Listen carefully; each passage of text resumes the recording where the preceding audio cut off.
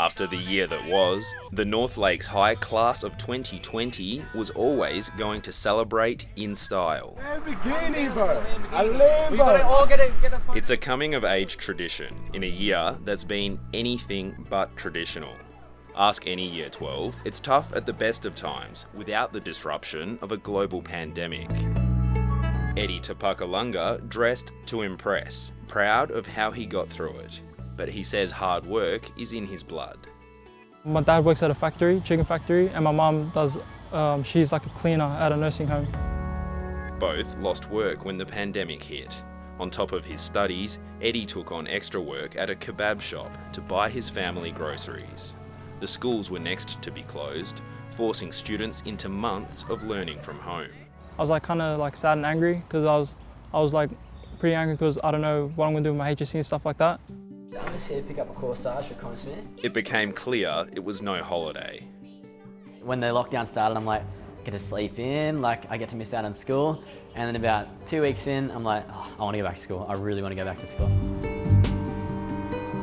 meant to get there at 2 o'clock, so I'll probably leave here by 1:30. For many, online teaching wasn't the same. I was studying for maybe an hour, and then I was online shopping for 3, and then I was studying for 15 minutes. And then I was watching YouTube.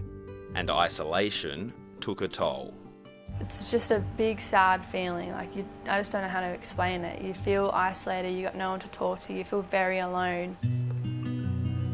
At a certain point of the year, it's just stagnant. Like we just stayed at home, did nothing.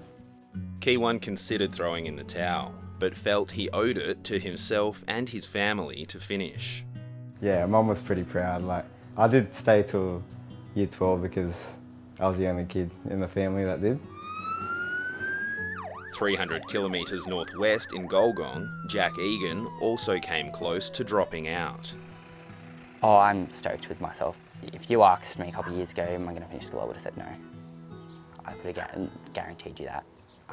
So today is actually a pretty good day for myself and my friends and that. However you'd like. Doing lockdown on his farm, he struggled without his friends, Abbey, Morgan and Imogen Hollow, whom he credits with keeping him on track. The triplets became closer than ever, but worried the rest of their grade had drifted apart.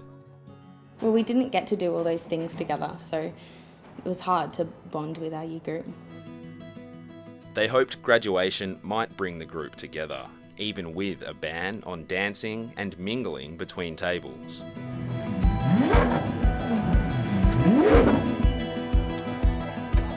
In southwestern Sydney, the students of Bonnyrigg High were allowed a little more freedom. Yeah. Hey. Come on guys, please, can we please face it out?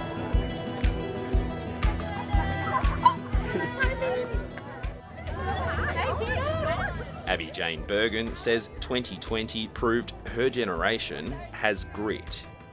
We don't get things handed to us on a silver platter as people may perceive.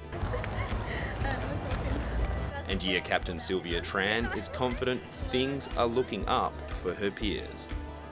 20 years or 30 years from now, we'll sit down for coffee and we'll talk about it and we'll laugh about the times we were like all worried for nothing, because everything will get better again, and I can't wait for that.